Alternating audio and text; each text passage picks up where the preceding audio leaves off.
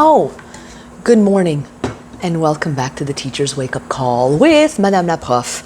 And I literally just got here and I wanted to start filming because I have a lot of stuff to do this morning.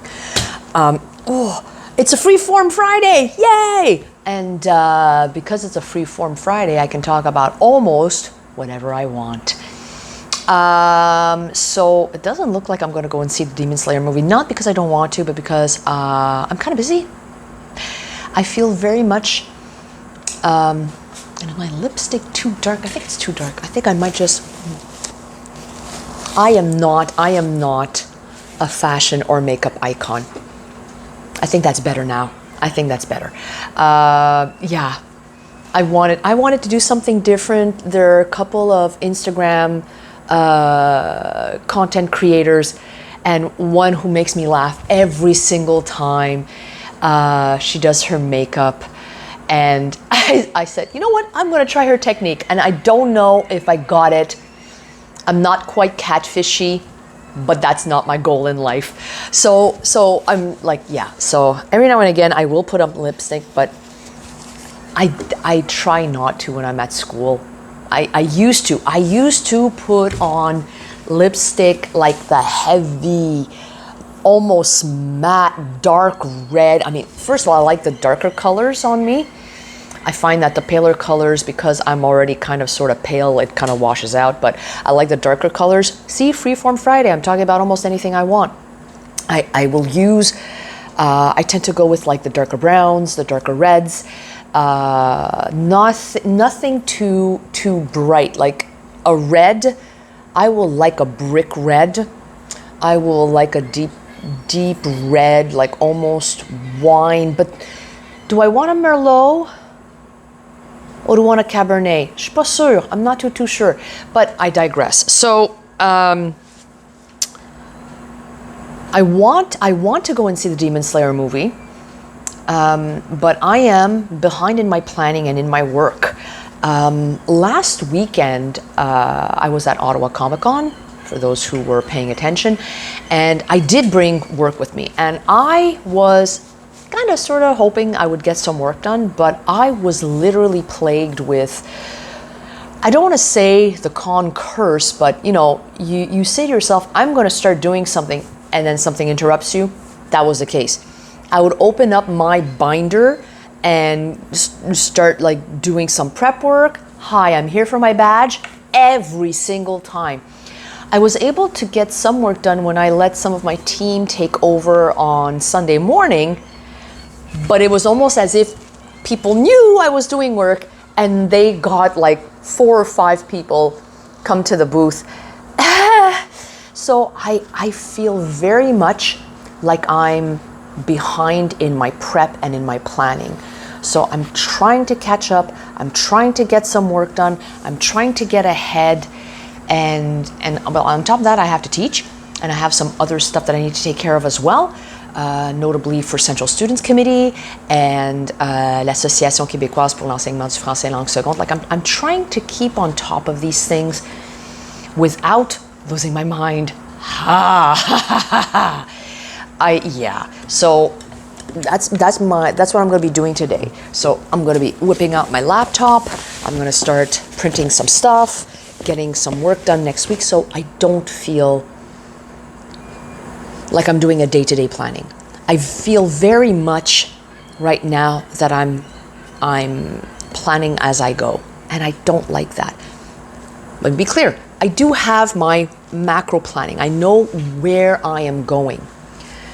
But the day-to-day, I like having a good sense of what I'm going to be doing, so that way I'm not scrambling at night, because I'm trying to minimize the amount of work I bring home. So last night, for instance, I corrected a stack of I call them essays, but they're not essays, they're 1 paragraph reflections.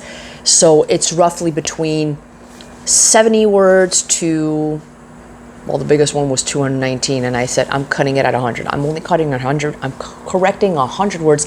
That's it. That's all. So, and I still read the essay, and it's pretty good. So I corrected one group. one group, and that's all that I had in me. That's all the energy that I had in me. And I don't want it to become the rule. I want it to be the exception, not the rule. Yeah. So stuff in the news. Like, it's very easy for me to start talking about what happened south of the border in Utah, but I won't. Because it's not my platform, okay? But I am going to talk about what I talk about with students, and not specifically that event, but how I handle talking about those topics. So from the get-go, I teach grade 10, grade 11 students, so students who are between the ages of 15 and 17, okay? It would be a lie, it would be dumb of me to assume that these kids aren't informed in some capacity. The only thing is that they inform themselves by non-traditional means. And by non-traditional means, I mean like your normal, news outlets. They will get their news through TikTok, through Instagram, through X, through Reels, anything but traditional media. Or the good old newspaper. Who reads the paper these days? Like, I know a lot of people still read newspapers, but then, it's a dying art form, but they do still exist, okay? They still exist, and it's necessary. It is necessary, especially in this day and age with a lot of misinformation and miscommunication and fake news and news generated by AI. We need journalists. We need journalists to find out what's happening. Anyway, so I'm not here to talk about that. So my job as a teacher is to listen to what they have to say, my students, and to the best of my ability, because I am not a know-it-all. I don't have all the answers, and I have to push them to be critical about what they are consuming as media content. So I may not have the answer, but I want to make sure that they ask the right questions.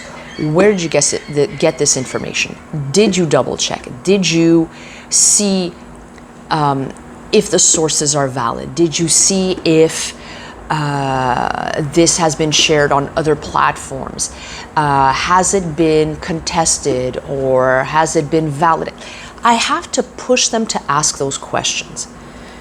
And when it's a sensitive topic, like what happened, because there was a lot of content online about the actual incident, I have to be careful not to glorify a senseless act of violence. I would do the same if it were, for instance, an attack on civilians, if it were a major accident or a fire.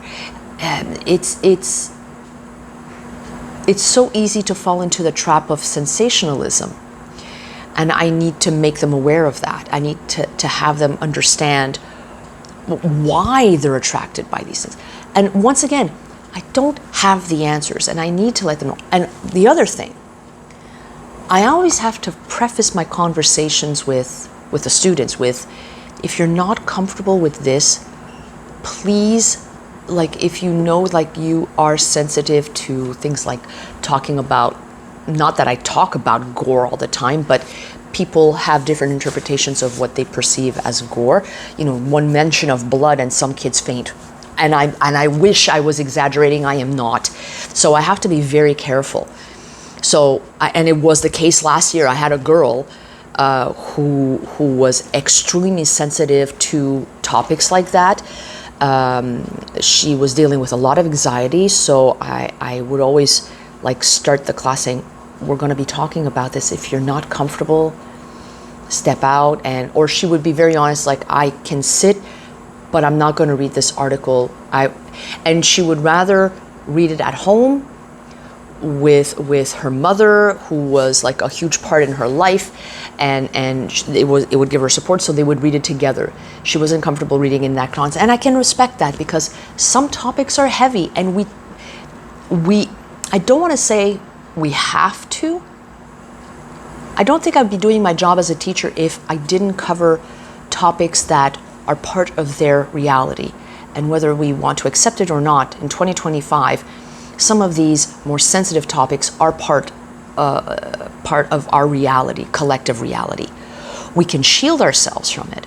We can consciously step away from them and say, I don't want to face this because I have other stuff in my life that is anxiety inducing. I don't need more. And that's why some people will step away from things like Facebook, like Instagram, and all other social media platforms, because they don't want to be bombarded by these things, or they will refuse to watch the news because they don't want to. But I don't think we need to go to that extreme.